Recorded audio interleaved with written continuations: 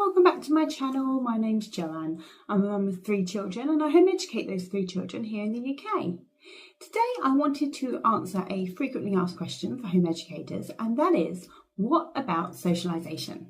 If you're wondering how home educated children really make friends and build relationships outside of school, then this video is for you.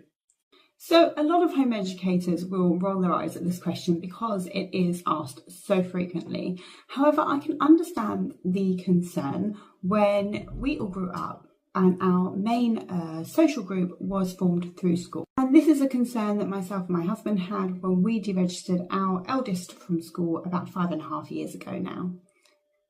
So the first thing that has to happen, I think, is the important work that parents must do to de-school themselves and to redefine social norms. Is it normal for children to learn social skills by being around 29 other children of the same age, or is there a better way? Within home education, your children will learn normal social skills by having social interactions in the real world.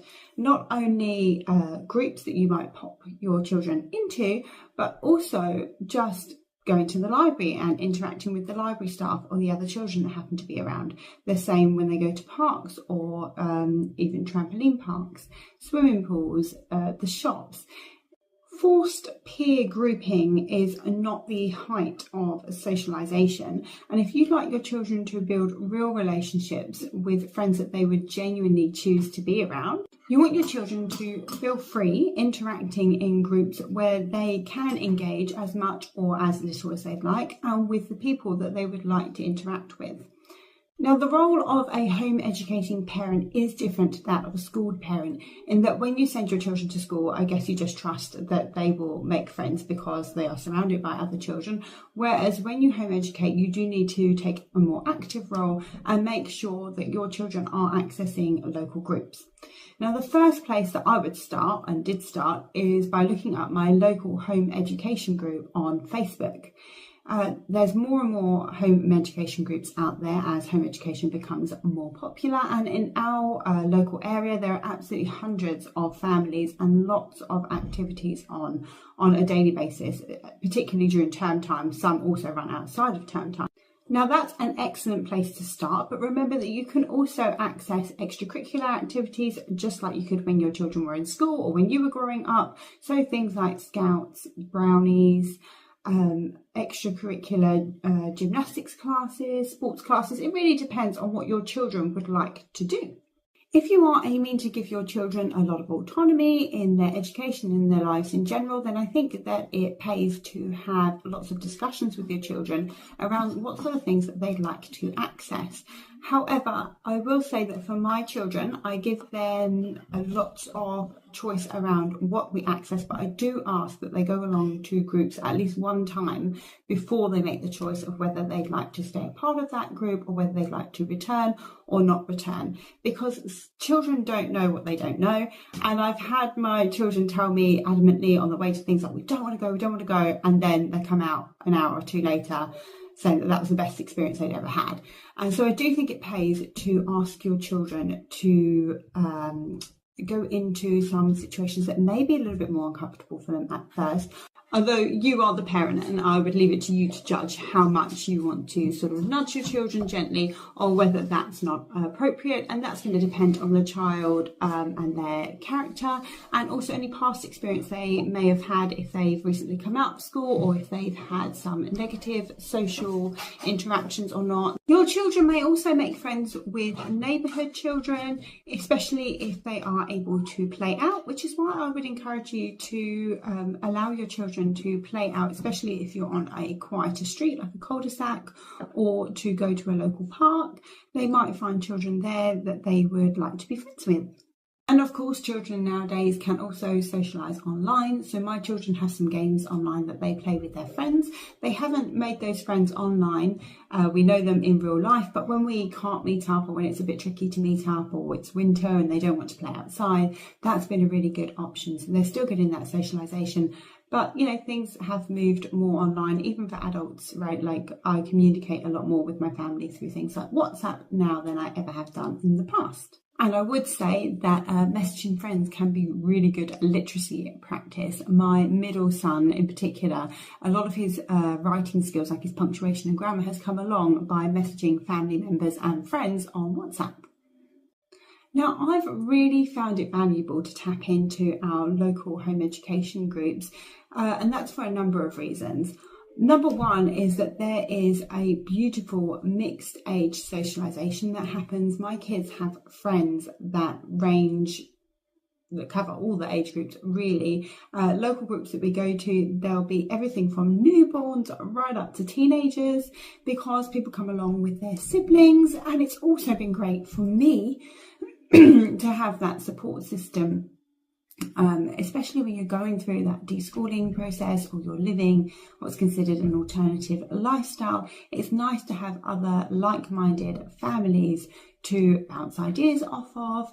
I remember early in my home education journey, my middle son learning to write, and me sort of talking to a mum that was a few years ahead and asking her, like, oh, am I doing the right thing? Because he's writing and he's making a mistake here, he's making a mistake there. And she was able to, calm me down and be like, hey, when children learn to speak, they make mistakes. We just gently correct by modelling the correct language use, and that's all you've got to do with writing, is make sure he's exposed to correct writing, and he will start to model his writing after yours, for example. And that was a real key moment in my own learning journey, and also me supporting my middle son's learning to write. As your children get older, or as they want to sort of pull away from the family more and have a little bit of independence, you may want to access drop-off clubs for your children, or some drop-off centres. I am very interested in the idea of my children attending a self-directed learning centre that's nearby. We actually have a few options nearby us.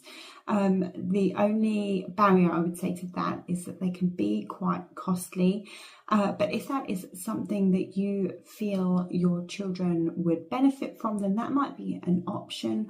Or even coming together with another group of home educated parents and agreeing that maybe one watches a group of children as they get older, while the others go off and do other things. I know a lot of people in the community, they go off and they have side jobs, or they just take the time to do things like go to the gym.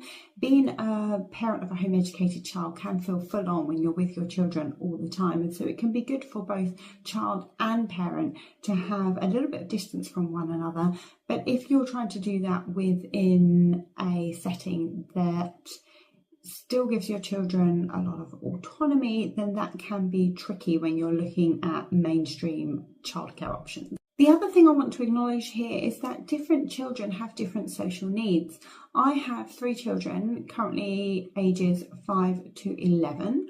One of my children is autistic, and they all have varying social needs. I would say that probably as a family, as a whole, we are less social than some of our other home educating friends and acquaintances. I know people that go to clubs both morning and afternoon, and just love to be around other families, and that really builds up their energy. For us, we're kind of maybe the opposite. Like, we love being out when we're out with other people, but when we get back, we are all quite drained.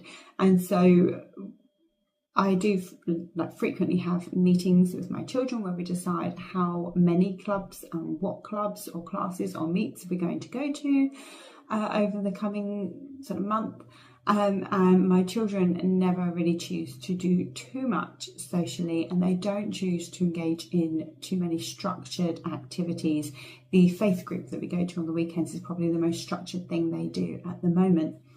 Obviously, as your children interact with other children at park meets and things like that, they may make stronger friendships with some children above others, and then that's a great opportunity to meet those children one-on-one, maybe host them at your house, or meet at a local park, or go for a nice woodland walk together. That can be a way to promote those friendships. But I would throw out any ideas you have around what socialization should look like and how many friends your children should have. I think it's better for them to have deep, meaningful friendships than to just be around a load of children that are about the same age. And probably one of the healthiest things you can do as the adult in your children's lives is to model healthy relationships and what that looks like. So that means, trying to talk respectfully to those around you. That includes your children, but also includes your partner, your parents, your siblings. I would say that sibling friendships as well are a great way for children to develop social skills. If you are socializing with your siblings and you are coming across conflict and working out resolution, then those social skills will still be transferable to other areas of your life in the future. And remember that, as with everything, social skills take a long time to develop. They develop over years, not months. This is a long game. So just the same way that you are looking at your children's education, they've got this lovely long period of childhood and adolescence to learn the things that they need to learn to go forth into the world. It's the same with social skills. Don't stress out about certain timelines. Yes, your children do need to be around other children, and that is going to be a consideration that you need to have as a home educating parent, particularly if you only have 1 or 2 children, but you can access that as a home educator. And I think that home educated children could go out into the world even better equipped than school children, because adults don't just mix with people of their own age. They need to be able to talk to people that are older than them or that are younger than them without being afraid of them or without looking down on them. And those are the skills that our children are already developing at these young ages. They are used to being spoken to with a lot of respect. I've noticed that my home educating circle of families are very respectful of children. And it kind of shocks me actually when I'm out and there are people that are younger than me that are almost a little bit wary, like to interact with me, because that's really absolutely not the case within home educating circles. And I would also say that if you are attempting to parent your children respectfully, then our home educating social circle at least has been really supportive of that. And I feel like I've really grown as a parent since tapping into it. All this to say that yes, school is one path you could take if you would like your children to be around other children, but there are also lots of other options out there, and I encourage you to explore them if you're feeling that little tug on your heart. And that socialization is about belonging, not attendance. And so take your time, find your people. You can tap into all the resources around you. Like I say, you haven't just got to tap into your local home education groups, but if they are available in your area, I think that can be a great place to start. As people of faith, we also obviously have a built-in Muslim community, so that's something you're going to want to tap into as well. And then, be inventive, use your connections that you do have. Even we have lots of friends who attend school, but we just make our timetable work so that we can meet up whenever they are available. And thinking about it, one of my children attends a club that is all adults because that's his interest.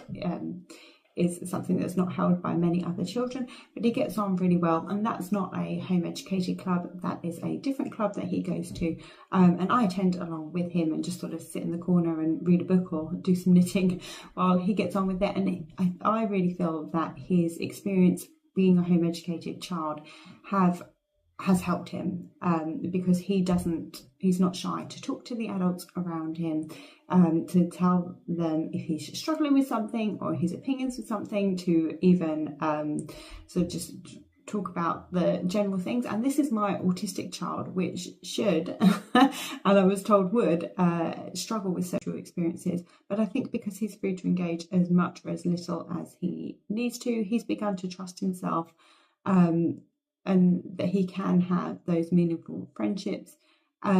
He just had to take sort of more tentative steps towards them, and home education definitely allowed for that. So I'd love to hear the way that your home educated children are interacting with others around them in their community. Let's discuss in the comments. If you found this sort of video helpful, then I'd really appreciate if you'd share it with other parents that you know. And please like and subscribe and come back for more content like this. Take care. Bye.